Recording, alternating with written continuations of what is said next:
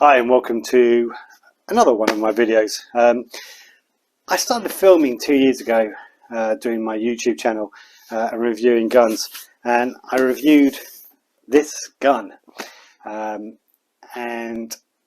I sold the gun, and I quickly put a video together, and it wasn't really good. It didn't come out very well, and I posted it, and today it's got 1,400 views. So thank you very much. But I never felt I really did any justice to it. And I said on the video that I really liked the gun. I don't know why, but there was something about it that I just really fell in love with it. So I thought, I've got to do a proper video. I've got to make something that's worthwhile and really represents the gun like I didn't do in the first video. So welcome. Thanks for coming to view another one of my videos. And welcome to the CYMA, let's call it CYMA, CM032A. 32A is basically an M14.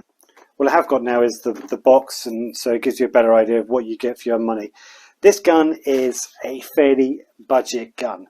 It's not the best gun you can buy, although you can upgrade them, and Tokyo do a version of this, and I know the Tokyo is pretty good. This one by CYMA is not as good as the Tokyo regards to bit finish and such like that. But that said, I still think it's a fantastic gun. So box wise, nice looking box. You've got a picture of the gun on the side. It's got a picture on the side here, which is the gun with faux wood. It also has a real wood version, I think, but also comes in a camo green version as well. On the side, not much going on, and then instructions on the side on there. Okay, so on the front of the box you've got a bit of information about how it's shooting, what it is and such, and that's great. It's hop-up adjustable, which you'd expect. Let's have a look inside the box, and then we'll go from there. Okay, so inside the box, manual is okay. It's very basic English, but it works. It pretty much tells you what's going on. So do's and don'ts, a bit of information about what parts of the gun they are, which obviously I read beforehand. Information about your hop-up, loading, maintenance of the gun, and also has a breakdown with all the parts on there as well, which is fantastic. That's so hard to get nowadays. Pack of BBs. You do get a 1-point sling on here. The sling is very thin, flimsy, so again I wouldn't necessarily use this. You get one battery. The battery I've got on here, now usually it comes with a NIMS battery. This is a LiPo, so again this one is LiPo ready, so it will take a LiPo battery. This is the clipper strip on the top, which I've taken off, but I'll show you a bit more about that in a moment. One magazine. Magazine is a high cap, and the magazine takes 400 rounds. So they say. Now some people have reported it takes 370. Some people have said it takes 460. I'll show you in a minute. I've bought some extra other magazines for this, and on the magazine case, on the packaging, it's saying it's 400. So let's call it 400. And then the gun itself. There's something about this. It's just beautiful. Let's have a look.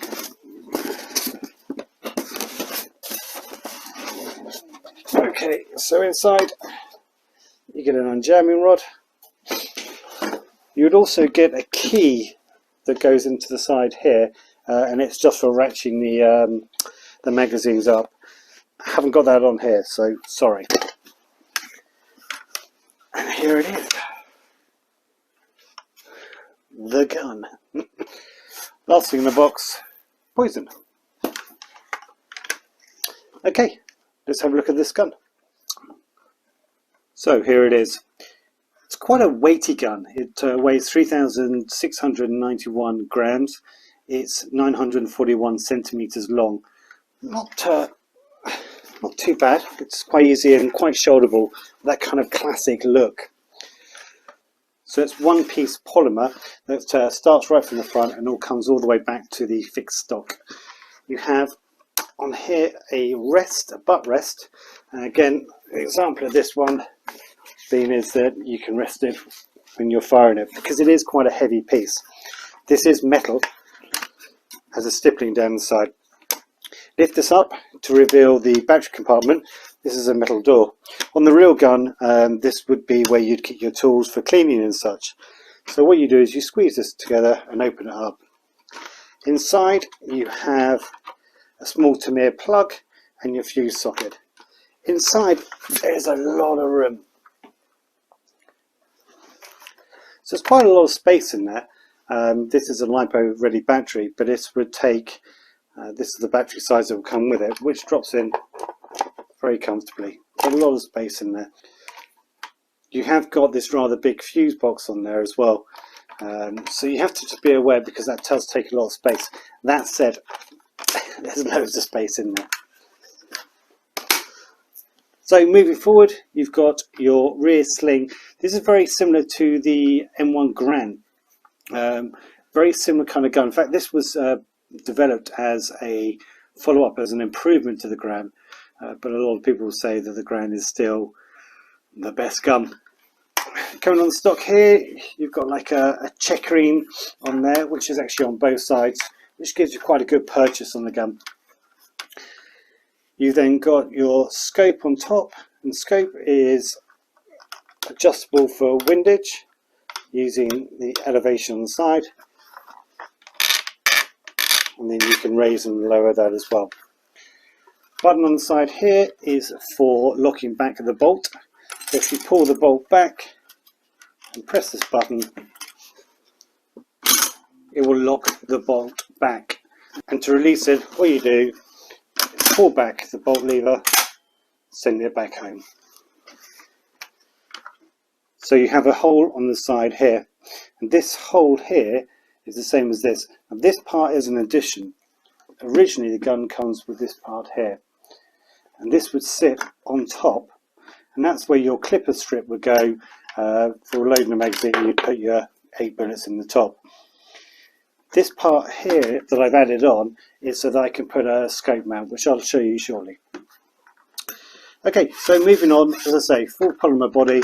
You have your front sling mount on here on the bottom, then you have another polymer mount on top. This is your scope mount apparently, and this is metal, but obviously it's quite far forward and it's not particularly good to run a scope on. But for me this is ideal, because when I'm filming I put my run cam on there, which allows me to film. Some people say this is a bit plasticky. Actually it's quite firm, so there's no real problem with it. So going forward you've got your outer barrel and then your gas block on the bottom, leading up to this rather beautiful muzzle brake on the end. Nice. On the other side of the gun, very similar again for your stock, checkering on the side. This is your automatic and semi-automatic, which isn't on the real gun. So there is a little lever on the top here, a little bulge. When that's facing up, that will shoot in semi, and then when you change that round, that fires an automatic. Again, they say that these is quite wobbly. Actually, I found it fine. I haven't found a problem with it. But again, don't knock it. Just be careful with it, because you can have a problem. Coming up to your top, this is all metal with your bolt release on the top and in your sights.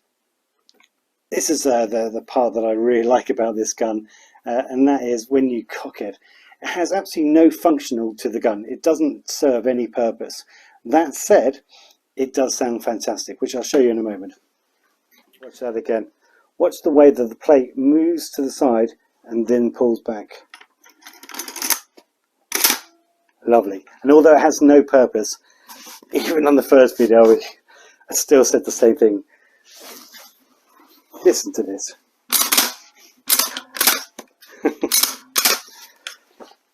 Yeah. So one thing I'd like to know is, on the serial number, mine's 00007.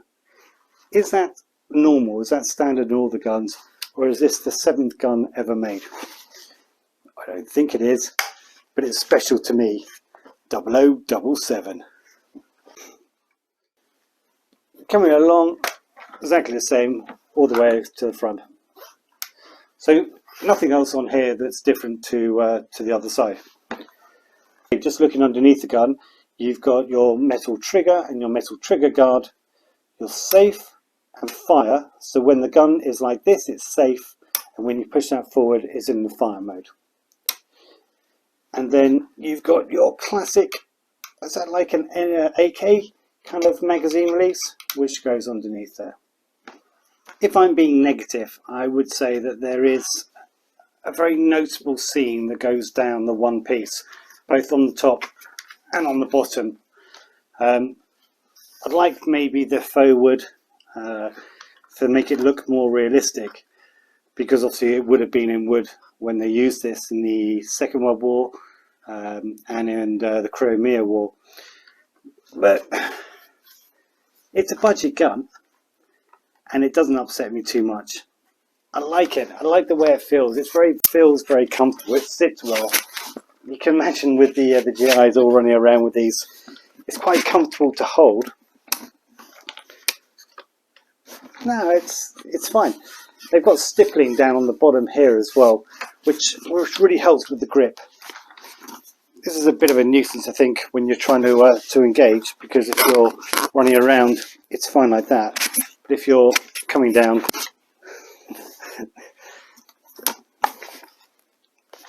I don't know. I don't know what it is about this gun. I don't know why it's plasticky. It's not fully authentic, although it's a 1-to-1 scale. I just really love it. I just think it looks amazing, and I go on about that too much. I think it's really nice. Okay, let's have a look at the magazine. Magazines are metal with 400 rounds. I say that because I've got an ASG magazine which is brand new, exactly the same, and on there it's saying it's a 400 round magazine. To load the magazine, it's kind of a rocking position, so you've got a little clip on the front there. Make sure you line that up with your intake there, and this goes in and clips in. So I was watching a video the other day on somebody who uses a lot of real AKs, and what they're suggesting is that when you load this magazine, or an AK magazine, you put your finger to the front. And the reason being is when you do that, it enables you then to get the magazine in correctly. So hold the magazine quite high, and this then prevents it from getting in the wrong position and from twisting. So by doing that, you're absolutely straight in. The hop up is underneath the gun, and it is a rotating hop up.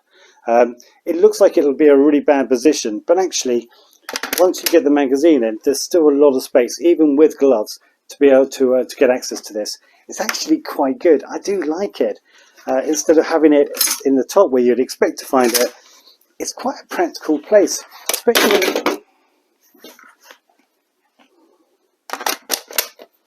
especially when you're in game and you're having a few problems. It's quite easy to adjust and to get the right firing position on it. So I mentioned about the rail to the front where you can run your scope, and you can see I've just put this one on. This is not practical. It's not the right position for that, and so that personally doesn't work for me. So what I bought was this, which is it feels like cast iron, but this is for mounting your scope. This connects to the gun on the side here. So you get 2 screws with this, and again, give an example. This is pretty heavy stuff. So this clicks onto the gun on the side here. You have two screws, a long one and a short one. The long one goes to the back.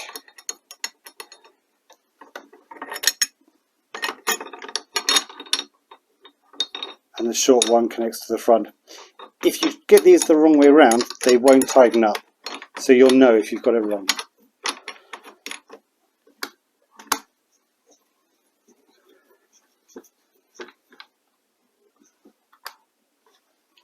And that gives you then the rail on top, which makes this much more usable and friendlier.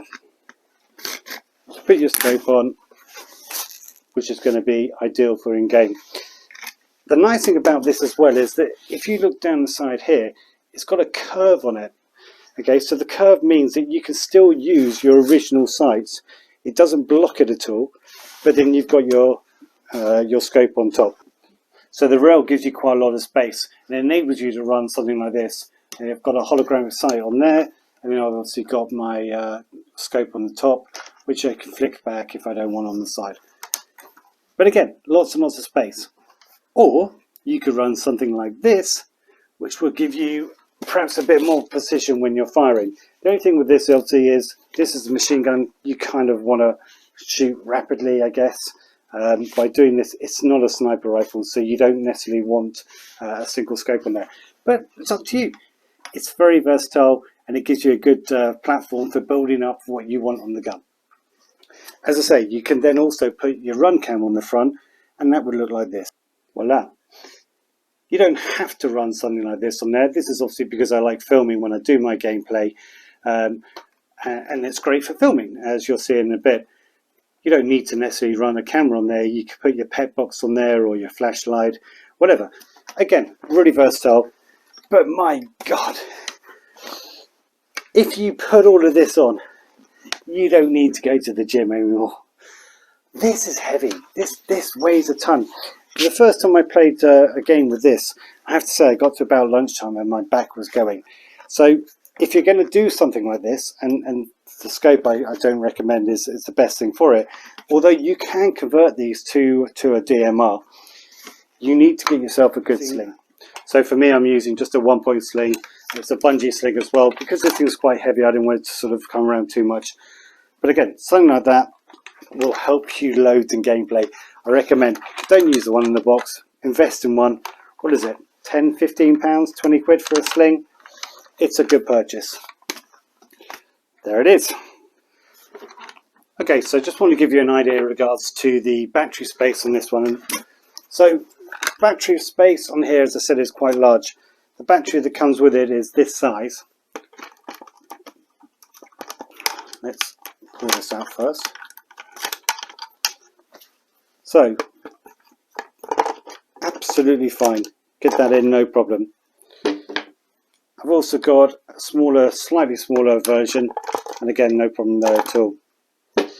This is an AK style version battery. It just swallows it up. Absolutely no issues. You also have this type, and let's have a look. Okay, battery space in this is not a problem. It will take whatever you want. Right, so firing test. Let's take it outside. It's a nice day. I'm going to do some .2s, and we'll fire it around about 60 meters, 60 foot, and see how we do on .2s, and then we'll go on to .28s and see the results from that.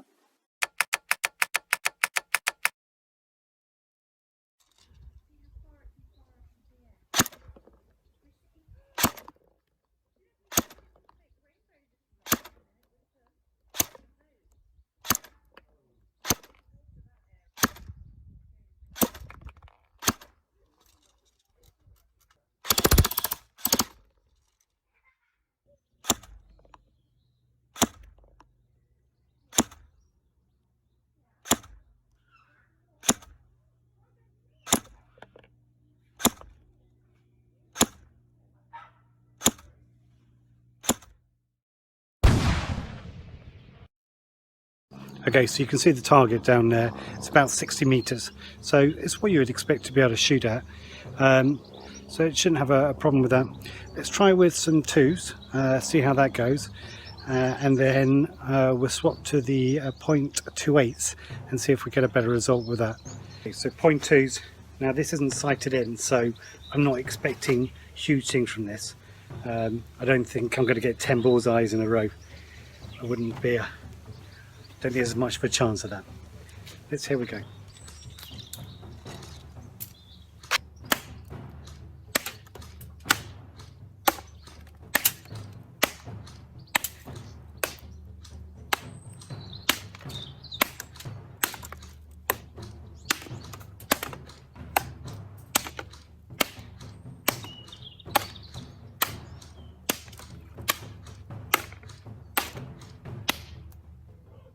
Okay, so that wasn't too bad. Quite close to the target, obviously no bullseye, but it wasn't too far off.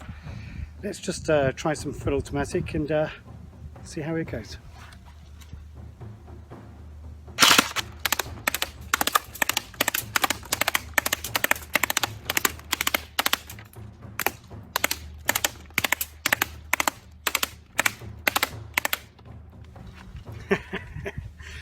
That's a lot of fun. It's a good fun gun. Let's go to the .28 and see how we do with those. Okay, so I swapped this over now. So now we're using the 2.8. Let's go single fire first of all.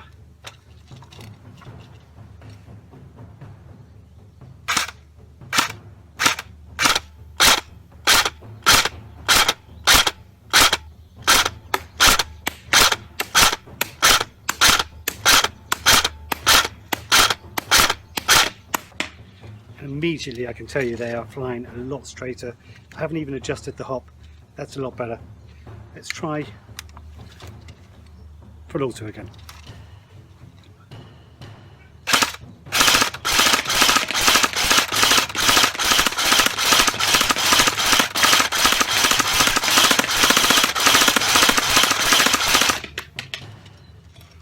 Deadly. So typically the sun is now out, makes it much nicer. Let's go full auto and let's try with the .28 and let's see if we can take out a few cans.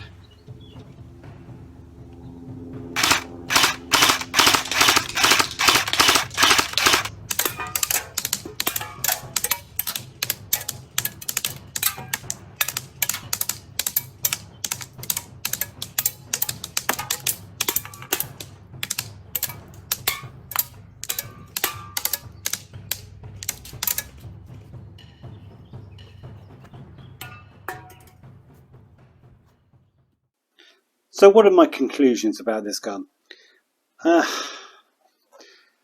Well, firstly, it's not wood, as it would be authentically in a real gun. And I do like my guns to be as authentic as they can.